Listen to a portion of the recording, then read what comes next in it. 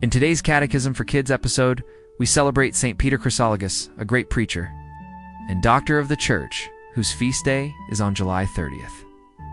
On July 30th, the Catholic Church celebrates Saint Peter Chrysologus, a 5th century Italian bishop known for testifying courageously to Christ's full humanity and divinity during a period of doctrinal confusion in the Church. The saint's title, Chrysologus, signifies golden speech.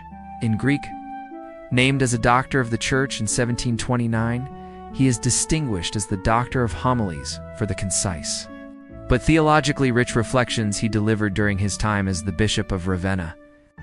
His surviving works offer eloquent testimony to the Church's traditional beliefs about Mary's perpetual virginity, the penitential value of Lent, Christ's Eucharistic presence, and the primacy of Saint Peter and his successors in the Church. Few details of Saint Peter Chrysologus' biography are known. He was born in the Italian town of Emilia in either the late 4th or early 5th century, but sources differ as to whether this occurred around 380 or as late as 406. Following his study of theology, Peter was ordained to the diaconate by Emilia's local bishop Cornelius, whom he greatly admired and regarded as his spiritual father. Cornelius not only ordained Peter, but taught him the value of humility and self-denial. The lessons of his mentor inspired Peter to live as a monk for many years, embracing a lifestyle of asceticism, simplicity, and prayer. His simple monastic life came to an end, however, after the death of Archbishop John of Ravenna in 430. After John's death, the clergy and people of Ravenna chose a successor and asked Cornelius, still the Bishop of Emilia, to journey to Rome and obtain papal approval for the candidate. Cornelius brought Peter, then still a deacon, along with him on the visit to Pope Sixtus III. Tradition relates that the Pope had experienced a vision from God on the night before the meeting, commanding him to overrule Ravenna's choice of a new archbishop. The Pope declared that Peter, instead, was to be ordained as John's successor.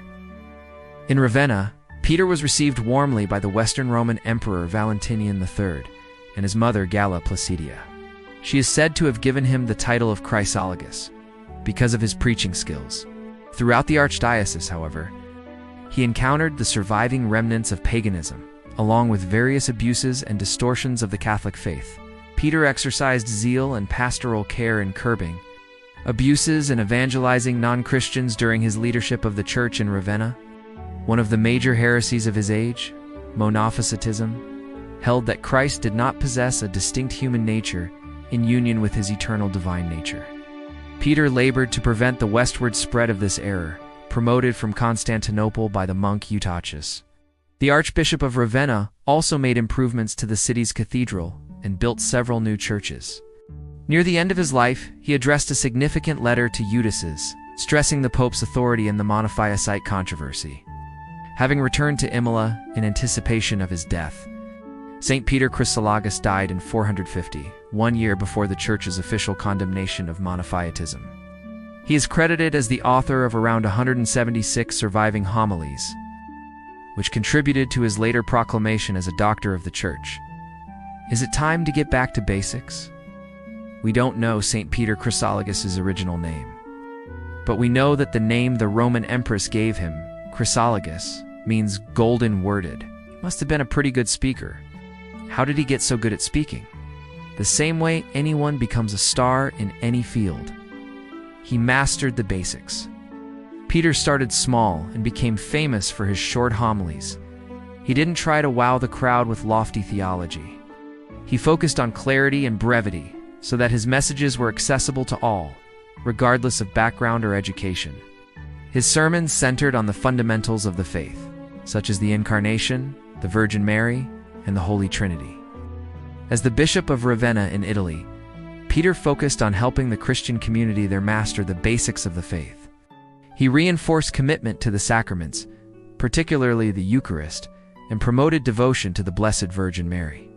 These efforts were pivotal in fortifying the Christian identity of his followers during a time of religious uncertainty and heretical threats. Ravenna went on to become one of the strongest Christian communities in Italy. Today we remember Saint Peter Chrysologus as the golden-worded saint. He has a powerful legacy as a great speaker, pastor, and bishop. But it all started with mastering the basics. Success at almost anything rests upon this single principle. Master the basics. Do the basics, do them well, and do them every day, especially when you don't feel like doing them. It doesn't matter if it is sport, personal finances, physical fitness, marriage, parenting, military operations, small business, big business, or your spirituality. The same principle applies. Practice the basics with heroic perseverance. This is one of the reasons most people don't become phenomenally successful. They lack the persistence to do the same things over and over, to focus on the smallest improvements in the most mundane parts of whatever it is they are doing. Success at almost anything is usually the result of being the very best at 4 or 5 things, and they are usually the basics.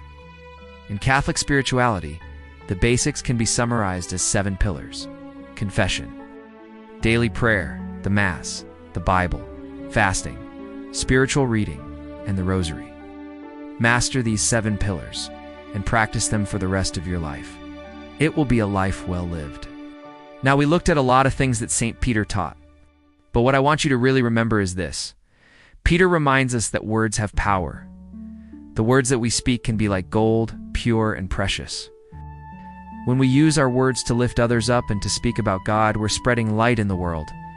But when we use our words to hurt others or to speak evil, we're causing darkness to spread. So remember, your words have power. Choose to use them wisely. And that's it for today's episode. Thank you so much for watching. If you'd like to help keep this channel going, you can support us by sharing and subscribing to our channel. Remember, God loves you, and so do we. Until next time, take care and God bless.